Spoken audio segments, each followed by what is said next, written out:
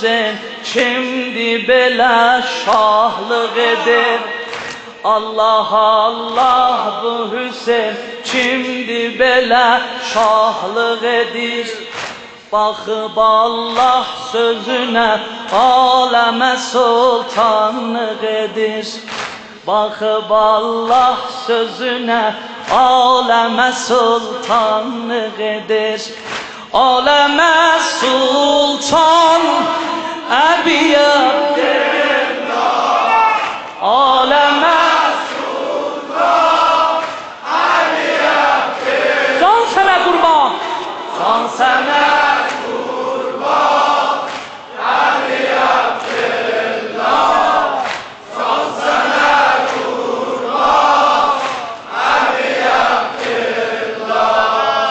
Allah Allah, Allah Allah, bu Hüseyin kimdi bela şahlık edir.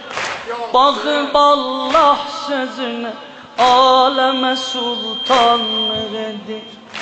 Bu Hüseyin kimdi ki gün tek dolanıp batmayacak. Həşrə tək zindədir qara ələmi yatmayacaq. Bu Hüseyin kimdi ki eşq əhlinə peyğəmbərdir. Bu Hüseyin kimdi ki eşq əhlinə peyğəmbərdir. Elə rəhbərdir ki sər neyzə ona mənbərdir. Aləmə sultan Əbi Abdillah, bir də aləmə sultan Əbi Abdillah. Can sənə qurban, can sənə qurban Əbi Abdillah. Bu Hüseyin Sen Allah köy belə bir iş olar. Bu Hüseyin kimdi ki ləbxəndi vurur qatilinə. Bu Hüseyin kimdi ki ləbxəndi vurur qatilinə. Neçə yol var yoxunu bəzl elədi sailinə.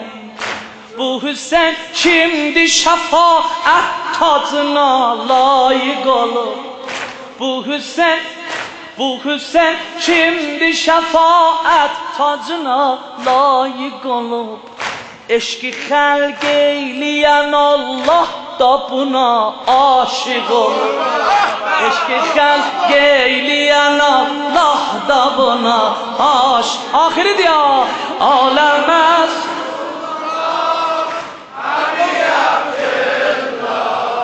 aleme sultan Ebi Abdillah, can sana kurban Ebi Abdillah, can sana kurban